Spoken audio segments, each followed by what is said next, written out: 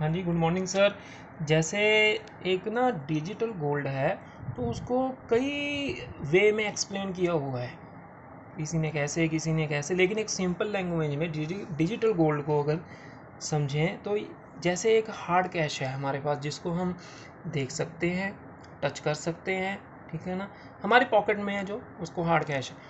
एक चीज़ है जो वर्चुअल कैश है, जो हमारा सिर्फ नंबरों में है हमारे पास। जैसे हमारा पेटीएम है, गूगल पे है, उसके ऊपर जो हमारा कैश है वो सारा का सारा वर्चुअल कैश है, जिसको हम किसी प्रोडक्ट में कन्वर्ट कर सकते हैं। मतलब कोई भी अगर चीज़ खरीदनी है मार्केट से, तो हम वो वर्चुअल कैश के थ्रू वहाँ, जैसे शॉप में क्यूआर कोड लगे होते हैं, उनको जस्ट नंबर सेंड कर दिए हमने अपने पेटीएम से, वहाँ उनके पेटीएम में ज़्यादा नंबर हो गए और क्रेडिट हो गए वो। तो उसको हम प्रोडक्ट में भी कन्वर्ट कर सकते हैं, उसको हम कैश में भी कन्वर्ट कर सकते हैं। जैसे हम किसी बैंक में जाएं, बैंक में अपना जो वर्चुअल कैश है उसको कैश में भी कन्वर्ट कर सकते हैं। उसी तरह एक हार्ड गोल्ड है। हार्ड गोल्ड को हम टच भी कर सकते हैं, देख भी सकते हैं। और सेम जो हार्ड गोल्ड ने रिटर्न दिया है, वो 2009 से लेकर 2010 तक 6 गुना का रिटर्न है। लेकिन एक है डिजिटल गोल्ड, जिसकी सिर्फ वर्ल्ड में 2% लोगों को पता है कि डिजिटल गोल्ड है क्या। और 2% लोगों को भी उसके बारे में प्रॉपर नॉलेज नहीं है कि ये पैसा भी देकर जा सकता है।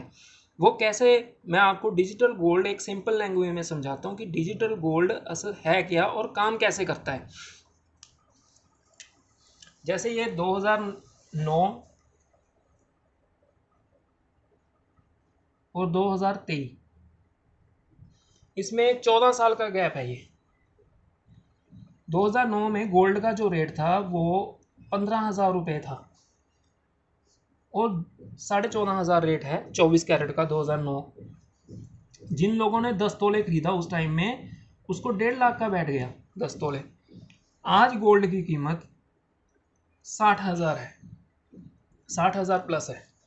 यही 10 तोले आज पड़ा है अगर किसी के पास, जिसने इसको सिर्फ 1 लाख 1.5 लाख में लिया था, अगर उसके पास ये 10 तोले आज भी पड़ा है, तो उसकी कीमत आज 6 लाख रुपए होगी। असल में समझने वाली चीज़ ये है कि जो 1 लाख की चीज़ हमने खरीदी है, हमारे घर पे पड़ी पड़ी वो 6 लाख की कैसे हो गई। इसके पीछे जो फॉर्मूला है वो supply is equal to demand का फॉर्मूला है। सप्लाई यानी जो गोल्ड है, देखो वो तो सिर्फ ज़मीन से ही निकलेगा। अगर 100 तोले निकला है ज़मीन से, तो 100 तोले ही सेल होना है। अगर 200 तोले की डिमांड है, तो ऐसा तो नहीं है कि 100 तोले घर पे बन जाएगा। वो तो नेचुरल रिसोर्स है। इसलिए सप्लाई जितनी कम होती है, डिमांड ज़्यादा होती है, तो उस चीज़ का प्राइस बढ़ता है। सेम 2009 में डिजिटल गोल्ड लॉन्च हुआ, जिसका नाम है बिटकॉइन, और इसको mother of the crypto currency भी कहा जाता है। इसका रेट उस टाइम 14 रुपये था। इससे पहले ये फ्री में भी मतलब बांट रहे थे। इसकी जो सप्लाई है ना, सिर्फ वो 2.80 करोड़ है। 2.80 करोड़ इसकी सप्लाई है, जितना ये बना है दुनिया के अंदर। और आज इसकी कीमत 25 लाख रुपए की एक की। जो चीज़ 14 रुपये 10 रुपये में मिल रही है, वो 25 लाख की कैसे होगी। अगर हम आज के टाइम में एक कैलकुलेशन करें छोटी सी, मिसाल के तौर के ऊपर राउंड फिगर 10 रुपये लें, बंदे ने 1,000 रुपये लगाया और 10 रुपये के हिसाब से 100 बिटकॉइन खरीद लिया 2009 में। अगर ये 100 बिटकॉइन आज भी पड़ा है बंदे के पास, तो इसकी कीमत सीधी 25 करोड़ हो गई। यानी जो चीज़ 1,000 में किसी ने ली और आज भी उसके पास पड़ी है, सिर्फ उसने पेशेंस रखा कि हाँ इसका रेट बढ़ सकता है फ्यूचर के अकॉर्डिंग, तो उसकी आज कीमत 25 करोड़ रुपए है। लेकिन इसका प्राइस बढ़ने का कारण सिर्फ यही है कि सप्लाई और डिमांड। सप्लाई तो सिर्फ 2.80 करोड़ है, और जितना ये बन गया इतना ही रहना है। इसको ना कोई बढ़ा सकता है ना कोई कम कर सकता है, क्योंकि ये ब्लॉकचेन के अंडर बना हुआ है। ब्लॉकचेन क्या है? इंटरनेट की तीसरी दुनिया, वेब 3.0 का एक हिस्सा। ब्लॉकचेन का मतलब ये है कि जो चीज़ एक बार ब्लॉकचेन के अंडर बन गई, जिसकी अपनी खुद की ब्लॉकचेन है, जो एक बार चीज़ ब्लॉकचेन के अंडर बन गई, ना उसको कोई ख़त्म कर सकता है, ना उसको कोई बढ़ा सकता है, ना उसको कोई कम कर सकता है। इसलिए सप्लाई सिर्फ 2,80,00,000 है, लेकिन डे बाय डिमांड इसकी इंक्रीज हो रही है। लेकिन एक सवाल हो रहा है, ज़रूरी नहीं है कि बिटकॉइन ने प्रॉफिट ही दिया है।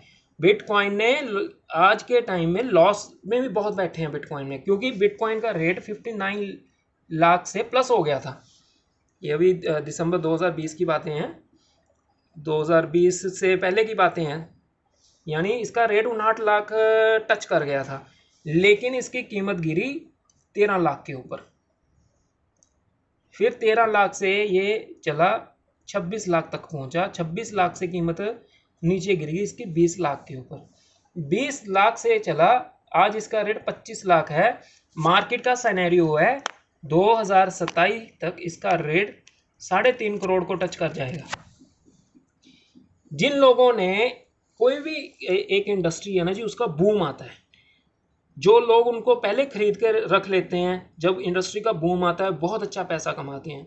लेकिन जिन लोगों ने बिटकॉइन को खरीदा ही जब था, जब 30 लाख के ऊपर था रेट इसका, तो बहुत लोग हमारे शहर में भी 30 लाख के ऊपर इसको खरीद के रख लिया था।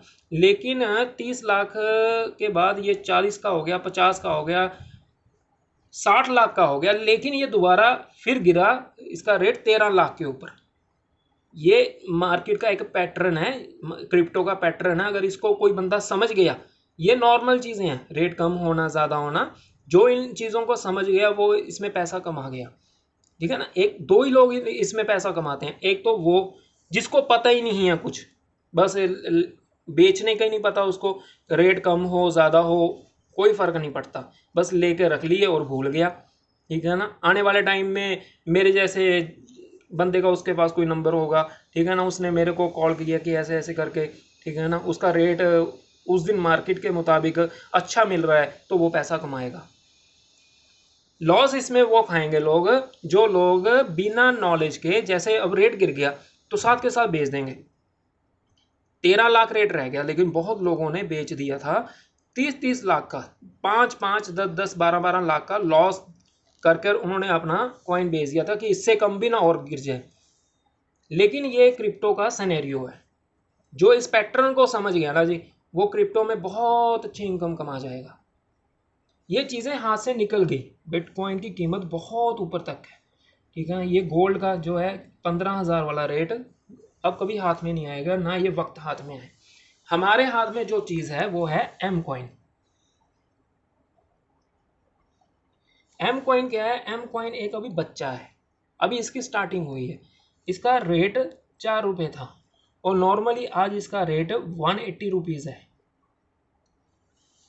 यानी इसका 2.5 साल में 44 मान के चलो कि मल्टीप्लाई हुआ है। इसका रेट 4 रुपये के आज 180 रुपीज़ हो चुका है इसका रेट 2.5 साल में, क्योंकि इसकी लॉन्चिंग दिसंबर 2020 की है। इसका अगर 2.5 साल में 44 गुना रेट बढ़ा है, तो यानी 1 साल में 22 गुना। अगर नेक्स्ट ईयर 22 गुना भी छोड़ दो सर, अगर 11 मल्टीपल भी हो गया, ये राउंड फिगर 10 मल्टीपल भी हो गया, तो इसका रेट 1800 प्लस जाएगा।